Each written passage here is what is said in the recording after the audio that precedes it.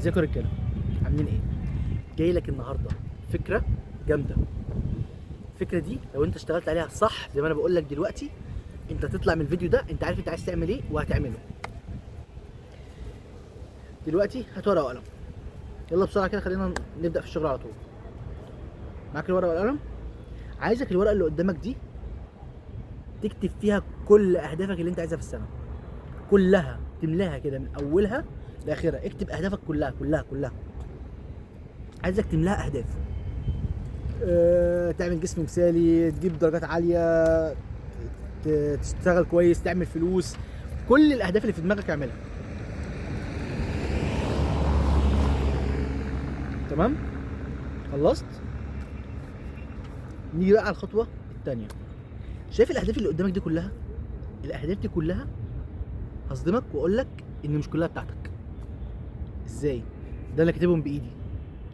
انت لو فكرت في الاهداف دي كلها وبصيت لها كويس هتلاقي ان الاهداف دي واحد تاني من اللي حواليك في دايرتك هو اللي مأثر عليك وعايزك انت اللي تعمله. انت بتقول ايه يا عم؟ انا بقول لك انا اللي كاتب الاهداف بايدي. بس هصدمك، اقرا الاهداف دي كده، اقراها واحده واحده.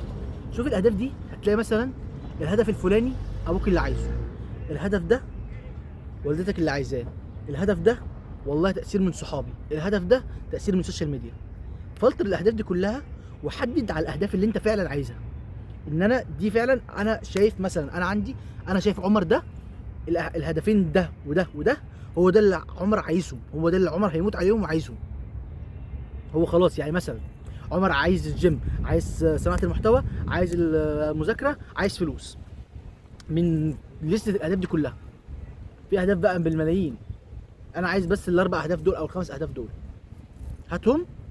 شد خط ان مثلا الورقه دي خلاص اتملت، هات ورقه تانية هنكتب الاربع اهداف دول في الورقه. طيب انا كتبت الاربع اهداف دول، بعدين عندك الاربع اهداف دول انت فعلا انت عايزهم، بس ايه اكتر حاجه انت عايزها فيهم؟ ازاي يعني؟ مش فاهمك. يعني مثلا انا قلت لك دلوقتي ايه؟ عايز صناعه محتوى، مذاكره، شغل، فلوس وجيم. انا ايه اكتر حاجه لازم اعملها؟ لو ما عملتهاش هموت، او مش هموت، لو ما عملتهاش حياتي هتفضل زي ما هي، او انا دي اكتر حاجه هموت واعملها. انا دلوقتي صناعه المحتوى مثلا، حلو. صناعه المحتوى دي هتكتبها هي الهدف بتاعك. طيب مثلا انا عملت صناعه المحتوى، بعدين مثلا المذاكره مهمه عندك الفتره دي، حلو. يبقى انا كده عندي هدفين، ايه هما؟ المذاكره وصناعه المحتوى. طبعا انت باختلاف اهدافك، انا بس بقول لك ايه مثلا مثال عليا يعني. طيب انا الفتره الجايه دي هشتغل على ايه؟ هشتغل على هدفين. طيب انت كده هقول لك انت عملت ايه. انت فلترت الاهداف كلها اللي في دماغك. كان عندك 200 هدف، 300 هدف، 10 اهداف، 50 هدف، بقى هدفين.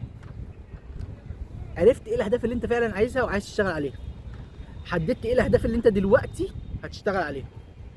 طيب برضو، طب ما انا اديني عرفت انا كده، وصلتك على اول الطريق كده، اول الطريق. طيب خلينا اديك اول كمان ايه خطوه في الطريق. ايه هي؟ ان انت الاهداف دي هتحدد لها مدى. ازاي؟ يعني مثلا انا محتاج المذاكره دي عشان اذاكرها، اذاكر قد ايه؟ او اذاكر لفتره معينه قد ايه؟ او صناعه المحتوى دي محتاجه مني قد ايه؟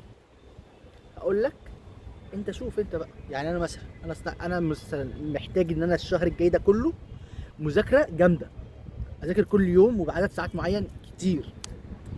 طيب صناعه المحتوى مثلا، يعني دلوقتي الهدف الاول مذاكره، الهدف الثاني ايه؟ صناعه المحتوى. صناعه المحتوى عشان ما اقطعهاش احتاج ايه؟ مثلا اصور مرتين في الاسبوع، 3 يا عم. حلو. انت انا بكلمك عن نفسي، انت برضه حدد كده. هتعمل جدول بسيط عشان تتراك الحاجات دي، لان اي حاجه مش بتتبعها، يعني مش بتتبعها، مش بتقيسها، عمرك ما هتتحرك فيها. مش هقول لك تكبر او تتطور، انت عمرك ما هتعمل فيها اي حاجه. تبقى ماشي كده، هتسيبها كده هي هتمشي معاك كده بالبركه، هتسيبها بالبركه هي هتمشي معاك بالبركه، وده غلط.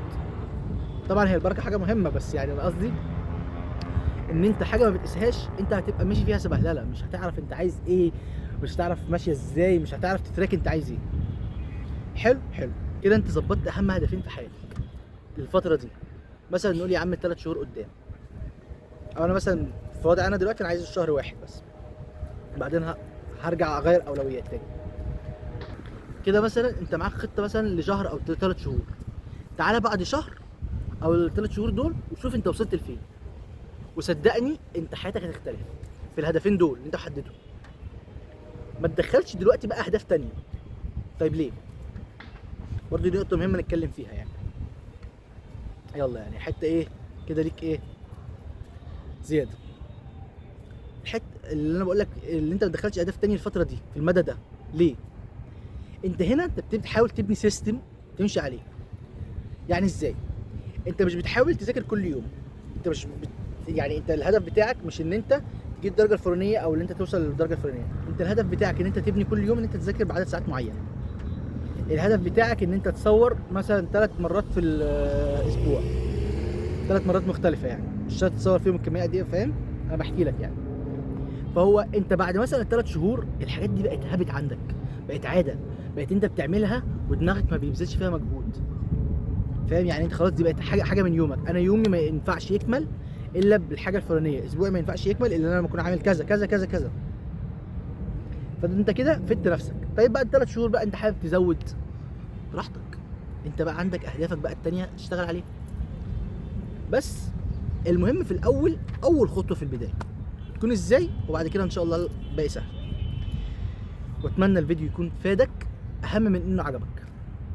وقول لي رايك في الكومنتات ومستني كل رايك. سلام.